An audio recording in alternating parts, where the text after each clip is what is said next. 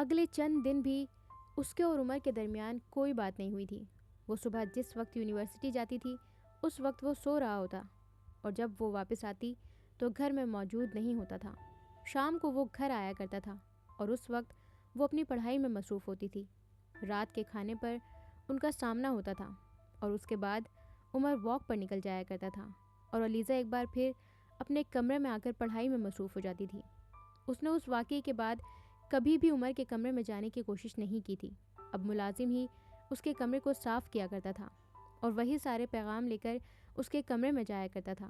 عمر سے گھر میں جب بھی اور جہاں بھی اس کا سامنا ہوتا وہ کترا کر گزر جاتی۔ خود اس نے بھی بات کرنے کی کبھی کوشش نہیں کی تھی۔ اس دن سہ پہر کا وقت تھا۔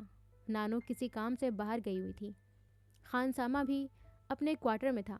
وہ کافی بنانے کے لیے کچن میں آئی تھی جب اس نے لاؤنج میں فون کی گھنٹی سنی۔ وہ لاؤنج میں چلی آئی۔ فون عمر کے کسی دوست کا تھا۔ ہاں، وہ گھر پر ہیں، آپ ان کے موبائل پر کال کر لیں، اس نے فون سننے پر کہا تھا۔ میں نے موبائل پر کال کرنے کی کوشش کی ہے لیکن موبائل آف ہے۔ آپ یا تو ان سے بات کروا دیں یا پھر انہیں کہیں کہ موبائل آن کر لیں، دوسری طرف سے کہا گیا تھا۔ اچھا، آپ ہولڈ کریں، میں ان کو بلوا دیتی ہوں، اس نے کچھ سوچنے کے بعد کہا تھا۔ ریسیور رکھنے کے بعد وہ سوچتی رہی کہ عمر تک پیغام کیسے پہنچائے۔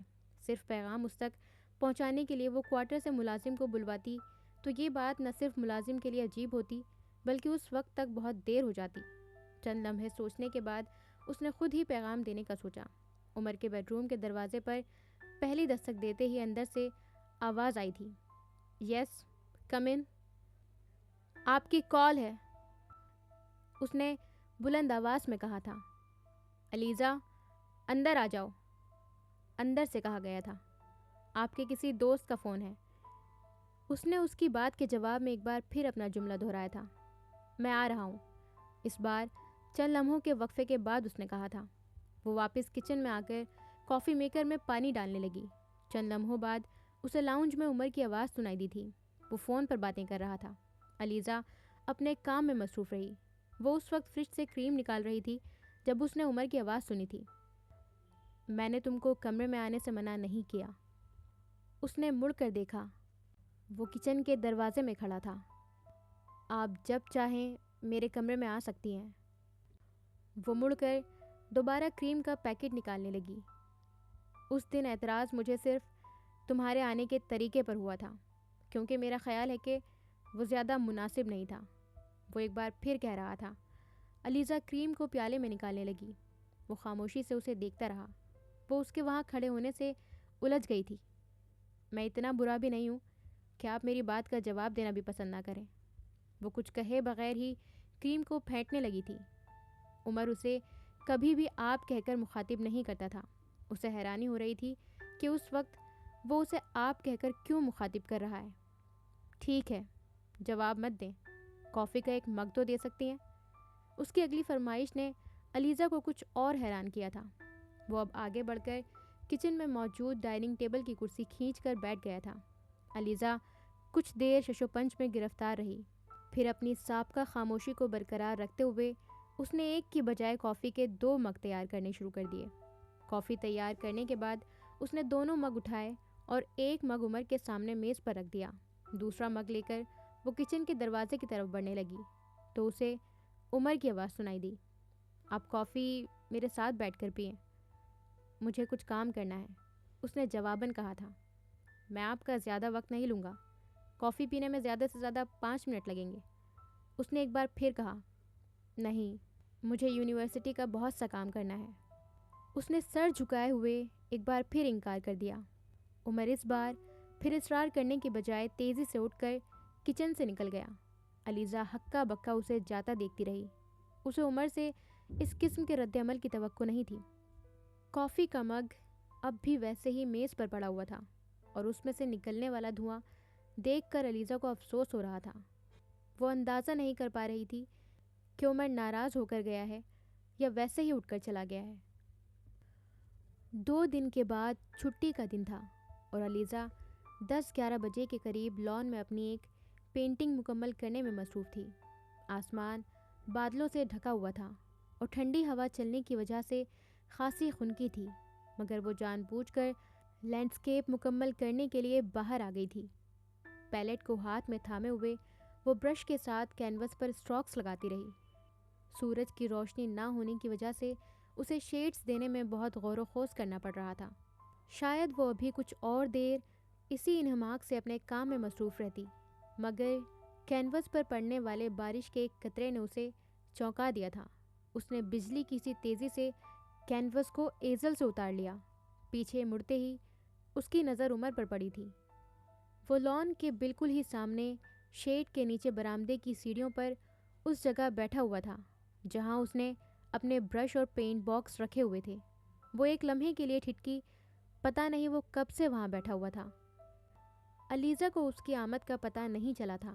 پھر اس نے کینوس کو اپنے کلرز کے پاس لے جا کر رکھ دیا تھا۔ واپس لان میں آ کر اس نے اپنا ایزل اٹھایا اور اسے بھی وہیں لے آئی۔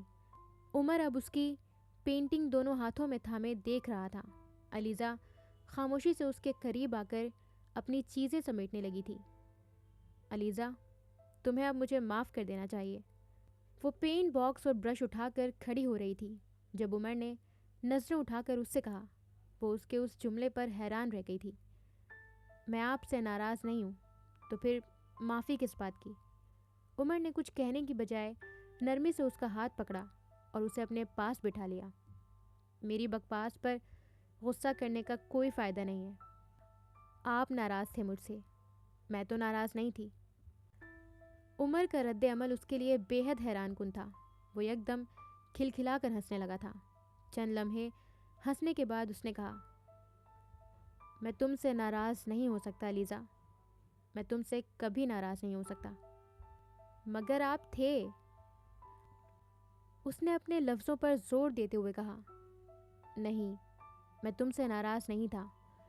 ناراض ہونے کے لیے شکایت کا ہونا ضروری ہوتا ہے، اور مجھے تم سے کبھی کوئی شکایت نہیں ہو سکتی۔ اس نے سر اٹھا کر بے یقینی سے عمر جہانگیر کو دیکھا تھا۔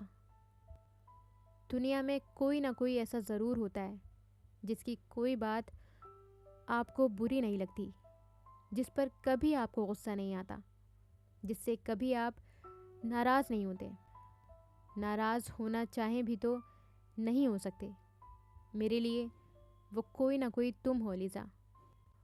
عمر کو کیا ہو گیا ہے؟ الیزا نے سوچا تھا۔ یہ کیا کہہ رہا ہے؟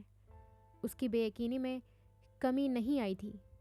آفٹر آل، آپ یہ تو ضرور چاہتے ہیں کہ آپ کے مرنے پر کوئی ایسا شخص آپ کے لیے روئے جسے آپ نے ساری زندگی رونے نہ دیا ہو۔ میں جانتا ہوں الیزا، میرے مرنے پر میرے لیے رونے والی صرف تم ہوں گی۔ وہ ہونک بنی اس کا چہرہ دیکھتی رہی۔ وہ اب مسکرا رہا تھا۔ آپ کیا کرنا چاہتے ہیں؟ اس نے یکدم خوف زدہ ہو کر کہا۔ عمر بے ساختہ کہا مار کر ہنسا۔ کچھ نہیں، میں کچھ بھی کرنا نہیں چاہتا۔ پھر آپ اس طرح کی باتیں کیوں کر رہے ہیں؟ کیسی باتیں؟ یہ جو کچھ آپ کہہ رہے ہیں۔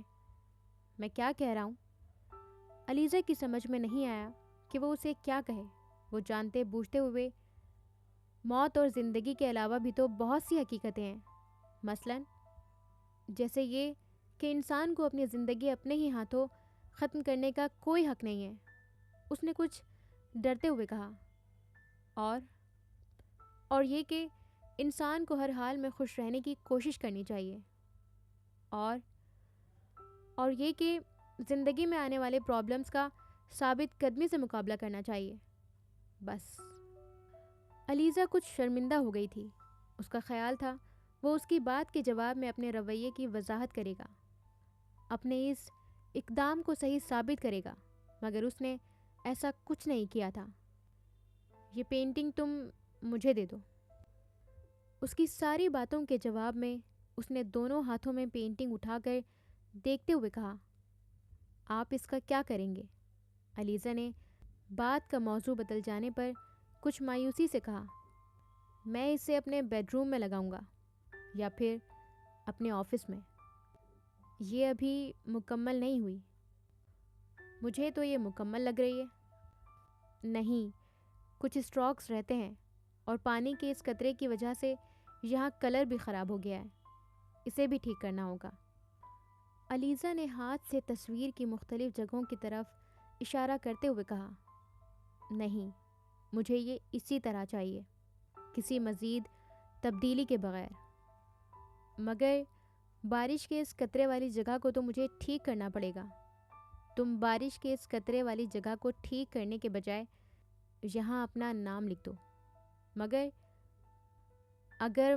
کچھ نہیں، بس تم برش لو اور یہاں اپنا نام لکھ دو۔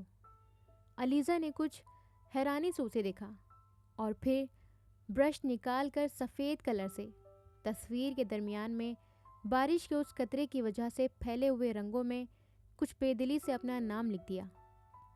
وہ بڑی دلچسپی سے سارا عمل دیکھتا رہا، اور جب اس نے اپنا نام لکھ دیا تو اس کے چہرے پر ایک بار پھر مسکراہٹ نمودار ہوئی تھی۔